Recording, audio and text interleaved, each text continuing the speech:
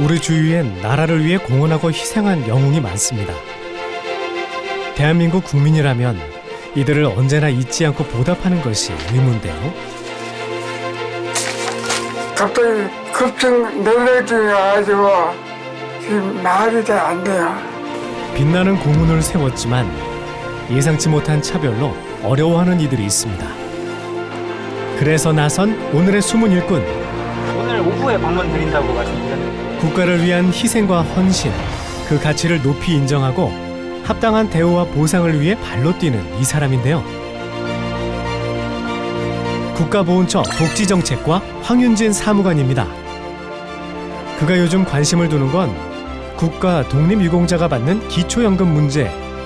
그동안 해당 사안에서 상대적 피해가 발생해 고민이 많았는데요. 얼마 전 보건복지부와 함께 규제 개혁으로 해결책을 찾았다네요. 지금 만나보시죠.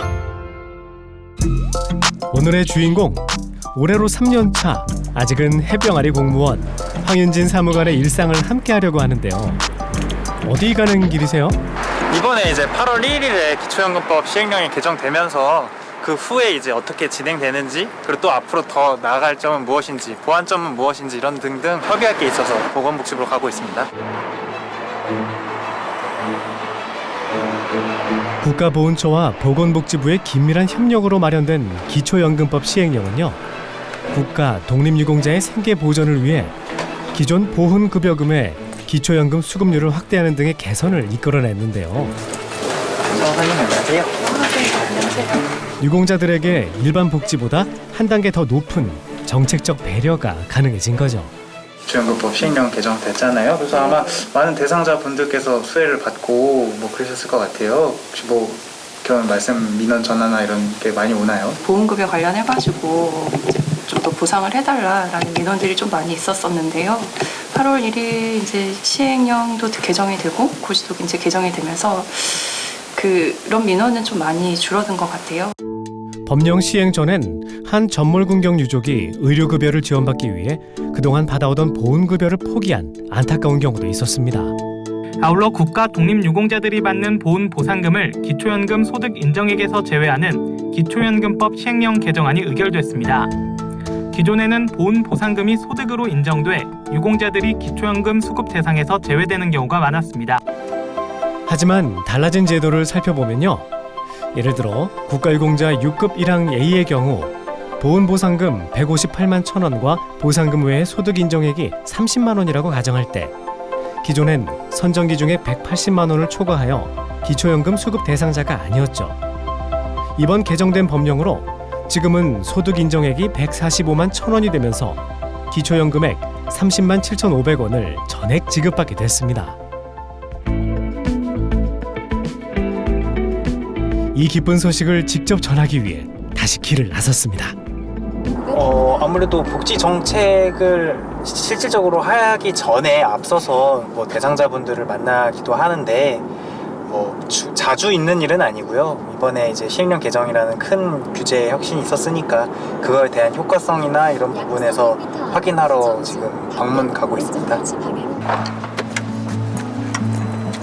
세종시에 거주하는 국가유공자의 집을 찾아가는 길. 안녕하세요. 안녕하세요. 준비해서 가시죠. 반갑게 인사한 후 자세한 설명을 위해 함께 들어갑니다. 이태환 신정복 부부는 먼 친척의 모텔을 관리하며 신세를 지고 있었는데요. 저희 집에 이렇게 복잡해가지고 오셨어요. 아이고 좁은데 큰일 났네. 이거 마스크 써야 되는 거 아니야? 안녕하세요. 안녕하세요. 방이 좁아서. 안녕하세요. 나가 들어오세요. 이태환님은 젊은 시절 육군 특수전 사령부, 이른바 특전사로 군복무를 하면서 장거리 행군과 고강도 훈련을 수없이 했습니다. 그 사이 입은 여러 차례 부상으로 국가유공자 인정을 받았는데요. 2017년도 5월달에 갑자기 급증 내려지가지고 지금 말이 잘 안 돼요. 지금 청각 장애이다가 말도 안 되고 그래요. 아유 감사해요 어쨌든. 불편한 몸은 결국 부부의 경제 활동에 제약을 걸었습니다. 보상금이 소득에서 공제돼서 이제 전액 받게 되셨잖아요. 예. 그런 부분 때문에 이제 정책의 효과성이나 지금 이제 어떻게 지내시는지 그런 걸 여쭤보려고 이 자리에 오게 된 거예요. 24만 얼마가 나오는 것 같더라고 1인당에. 근데 언제서부턴가는 9만 원인가 그렇게 좀 나오더라고요. 그래서 이제 저희는 언제 뭐 받아 그 돈에 대해서 목적을 두고 산 건 아니었지만 그래서 어디다 전화를 해보니까 그건 왜 그러냐 하니까 돈을 벌기 때문에 그게 이제 삭감이 됐다고 얘기를 하시더라고요. 그래서 뭐 나라의 정책이 그런가 보다 하고 이제 있었는데 언제부턴가 통장에 돈이 또 많이 들어와요. 그래서 이걸 왜 이렇게 많이 들어오나? 국가보훈 대상자 10명 중 8명은 65세 이상 노인입니다. 또 이들 중 약 반은 근로나 연금 소득이 없죠. 당연히 제도적, 경제적 뒷받침이 절실한데요. 부부는 이번 규제 개혁이 생활하는 데 큰 도움이 됐다고 합니다. 아버님은 그냥 이제 병원 이렇게 왔다 갔다 그러시고 어머님은 그러면 쭉 계속 생활 혼자 생활하기 위해서 제가 이제 계속 이제 이렇게 일을 해야만 되는 입장이었고 지금 현재도 그렇지만 많이 수월해졌죠. 그렇죠. 예. 짧은 만남을 뒤로하고 나오는 이들. 보훈 대상자와 소통할수록 사명감이 생기는 모습인데요. 오늘 시간 내주셔서 감사하고 더 좋은 혜택 이런 게 있도록 저희 보훈처와 복지부가 더 열심히 노력해서 나가도록 하겠습니다. 감사합니다. 고맙습니다. 감사합니다.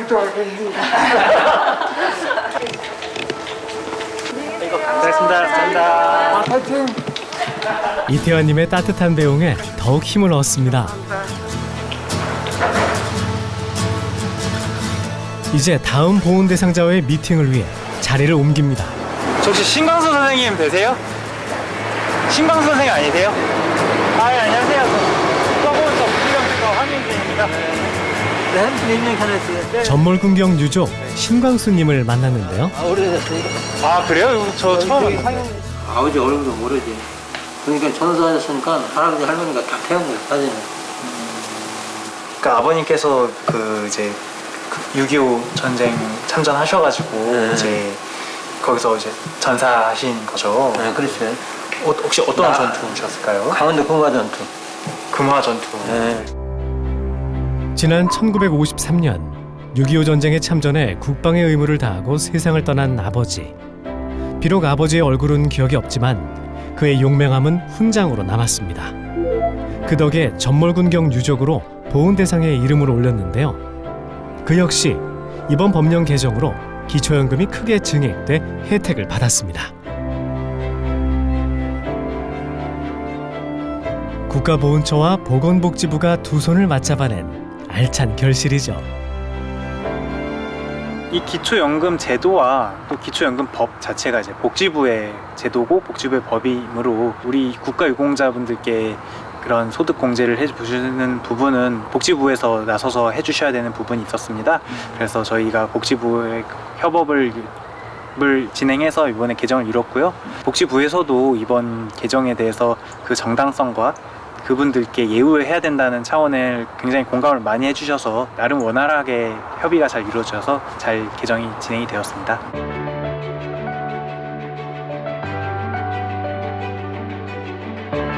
오늘날 대한민국의 자유와 평화 그리고 번영은 국가 독립유공자의 피와 땀 그리고 헌신 위에 이룩됐습니다. 나라를 위해 내 한 몸 바치겠다는 생각으로 나라 사랑을 몸소 실천한 분들이 있어 가능했죠. 고귀한 희생에 맞는 특별한 예우를 위해 국가보훈처는 오늘도 쉬지 않는데요.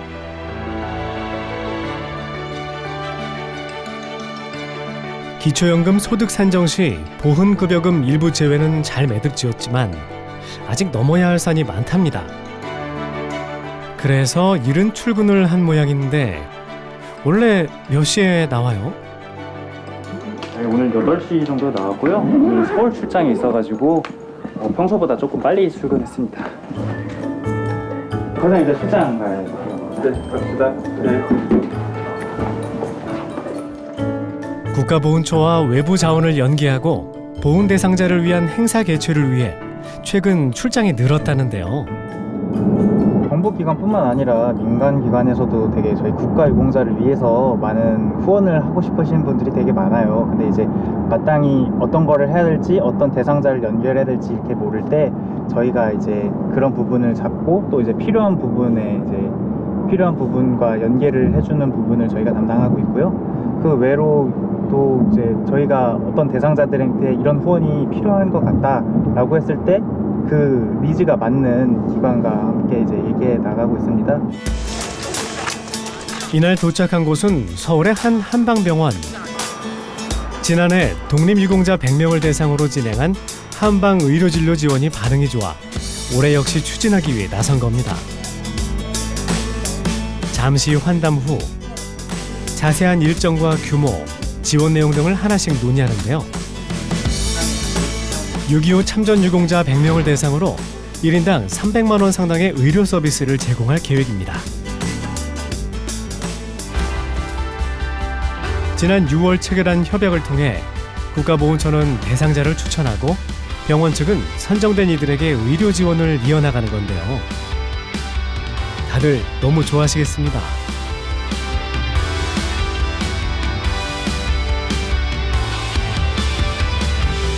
이들의 공헌 활동이 사회 곳곳에 긍정적인 시너지로 작용해 선한 영향력을 행사하게 될 텐데요. 꾸준히 해주실 거죠? 사회공헌 어떤 목적 사업인데 그 중에서 일정한 부분, 많은 부분을 이렇게 국가를 위해서 헌신한 분들을 위한 유가족과 그 후손 그리고 본인들에게 이렇게 그 재정적인 것, 또 물품, 기타 여러 가지 지원 사업을 계속할 예정입니다. 병원을 뒤로하고 또 어디론가 향하는데 동해 번쩍 서해 번쩍 힘들진 않나요? 저는 실제로 나가서 저희 국가유공자분을 뵙고 하는 게 더 좋더라고요. 좀 더 현장감도 느끼고 더 감사함도 느낄 수 있고. 계속해서 차로 몇 시간을 내리달려 강화대교를 넘었는데요. 시내에 들어서자마자 향한 곳은 바로 경찰서입니다.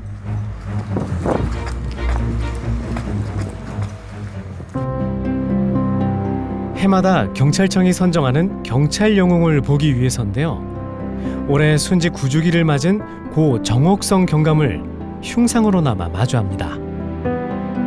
잠시 참배의 시간을 통해 존경의 마음을 전달하고 본격적인 일에 나서는데요. 우선 당시 함께 근무한 동료 경찰을 만났습니다. 안녕하세요.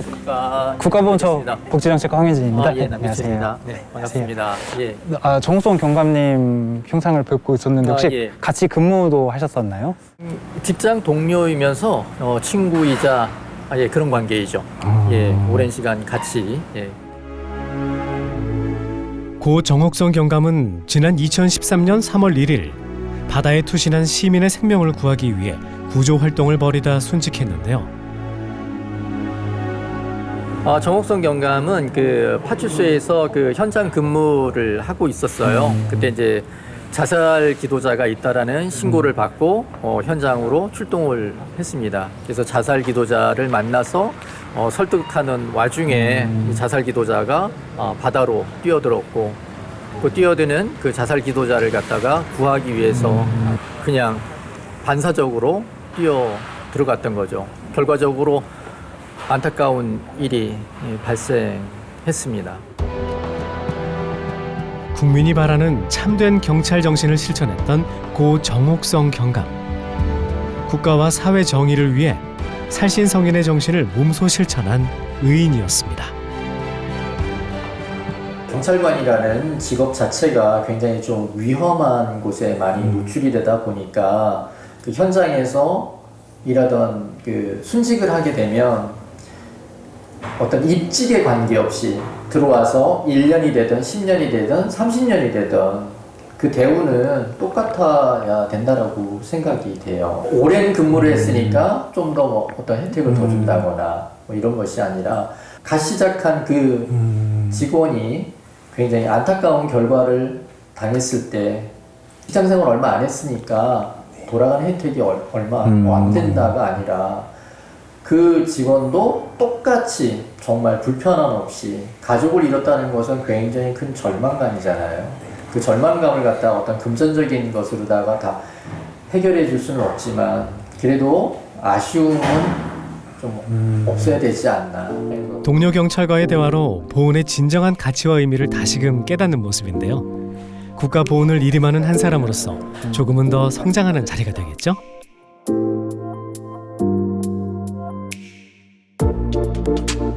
시간을 되돌려 안타까운 희생을 막을 수는 없지만 아주 작게나마 보훈을 하기 위해서 고 정옥성 경감의 유가족을 찾아 나섰습니다. 예, 안녕하세요. 국가보훈처 복지정책과 황인진입니다. 예,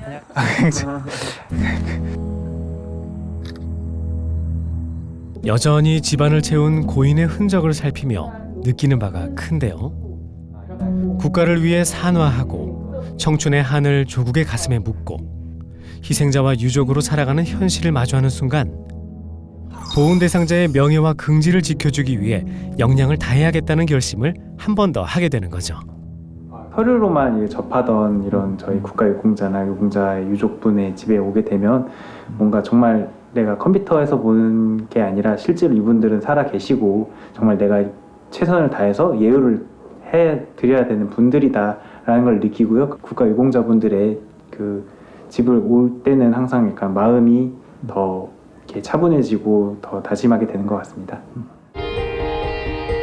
이 집은 국가보훈처와 전국경제인연합회 등 4개의 경제계가 함께하는 인류보훈동행 국가유공자 주거환경개선 사업의 대상으로 선정됐는데요.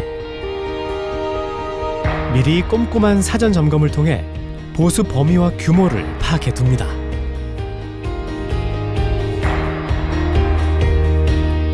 보니까 저렇게 금이 가더라고요.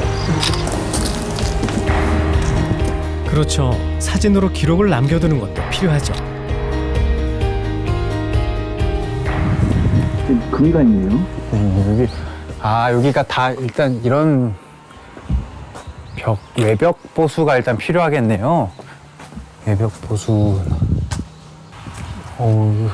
이게 이제 처음 지어지고 16년이 지나서 이러다 보니까 이렇게 된 거죠. 이런 부분이 뭐 그런 건 혹시 뭐 안전 점검 이런 건 혹시 안 받으셨어요? 그런 건 없고. 이 물을 배출을 하다 보니까 많은 양을 한번 토해내면 여기가 그래서 이렇게 습한 거고요. 엄두가 안 났어요, 사실은. 뭘 어디서부터 처음부터 어디서 어떻게 해야 되는 저기를 몰라가지고 그냥 그때그때 보일러가 고장나면 보일러 기사님 불러서 수리하고 제가 조금씩 고쳐갔는데 이게 집이 하나만 고친다고 해서 완성이 되는 건 아니잖아요. 제가 조금씩 이제 고쳐가려고 하는데 이렇게 기회를 주시고 전화를 주셨을 때 너무너무 감사하죠. 그리고 제가 저희 아이들한테도 그렇고 저희 부모님한테도 말했지만 항상 아빠가 해주시는 거니까 항상 감사하게 생각하자.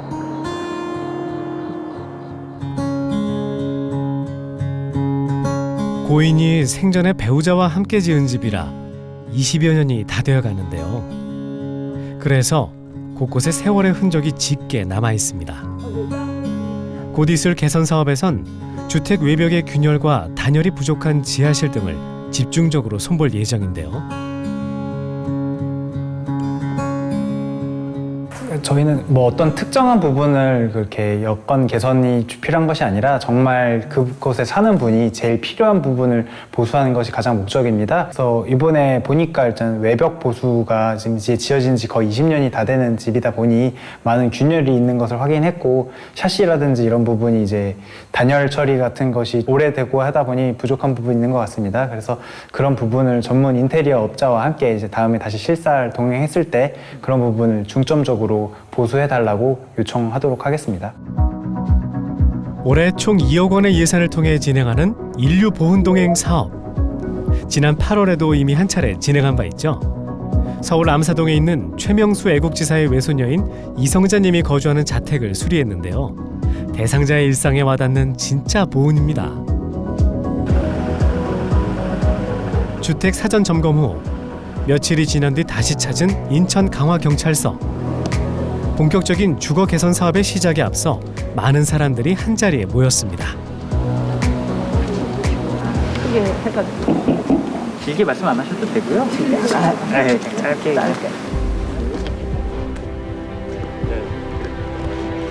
박민식 국가보훈처장과 윤익은 경찰청장, 권태신 전경련 부회장 등도 참석해 고인의 숭고한 희생을 기렸습니다. 배우자에게 위로의 말을 건네고 함께 흉상의 참배를 이어갔는데요. 객관적 선택을 하고 물에 뛰어든 40대 남성을 구하려 먼저 유족을 대표하여 한정주 배우자님께서 헌화와 목례를 하시겠습니다.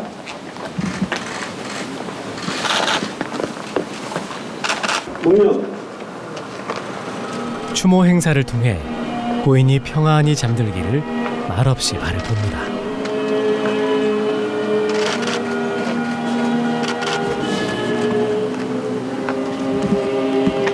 인생의 마지막 날까지 당신과 늘 함께 한다는 것을 나는 믿어요.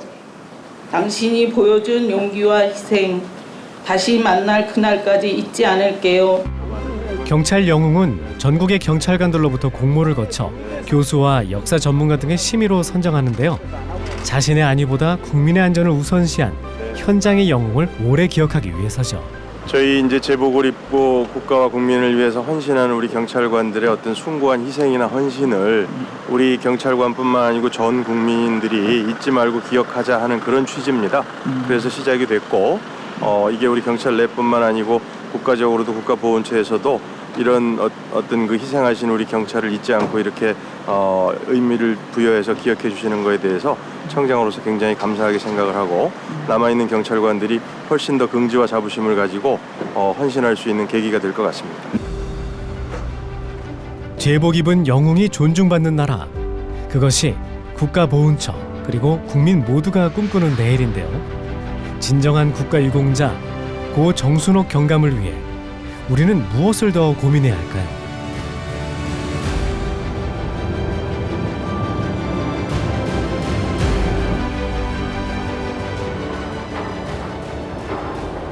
오늘 그럼 누가 제일 보고 싶으세요?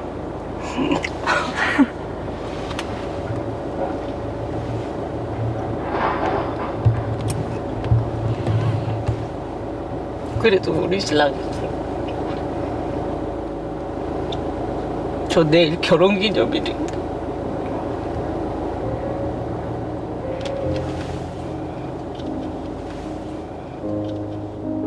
남편 없이 혼자 남겨진 배우자, 아버지의 떠난 자리를 견뎌야 하는 자녀.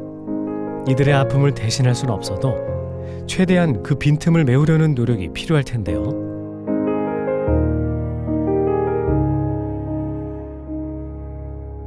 이날은 황윤진 사무관이 그 역할을 대신한답니다.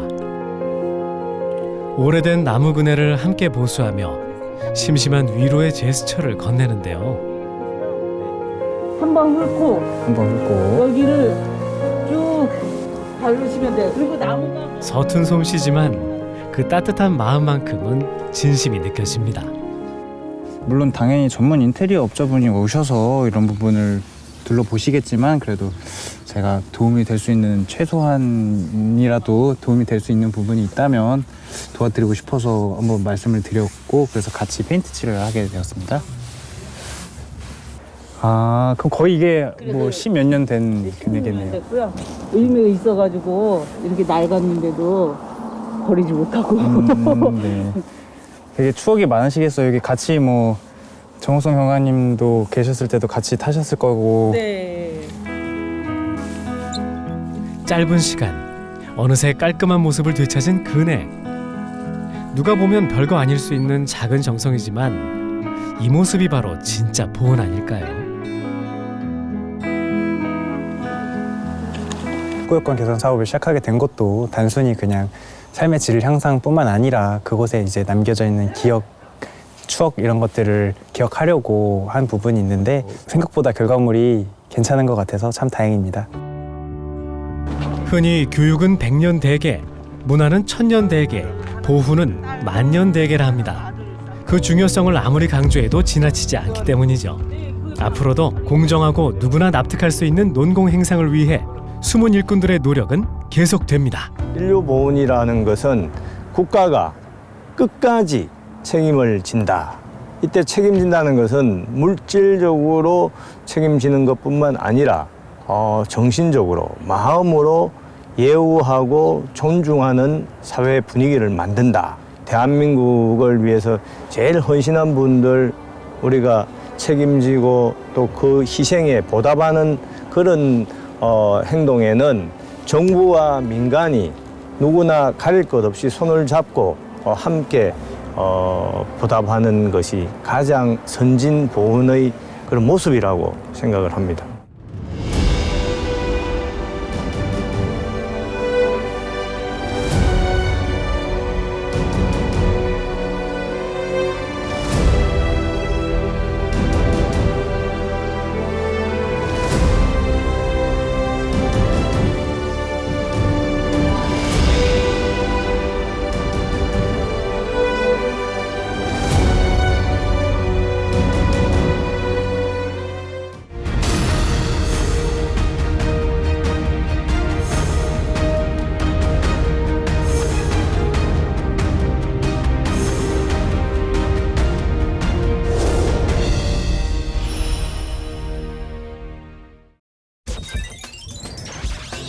Thank you.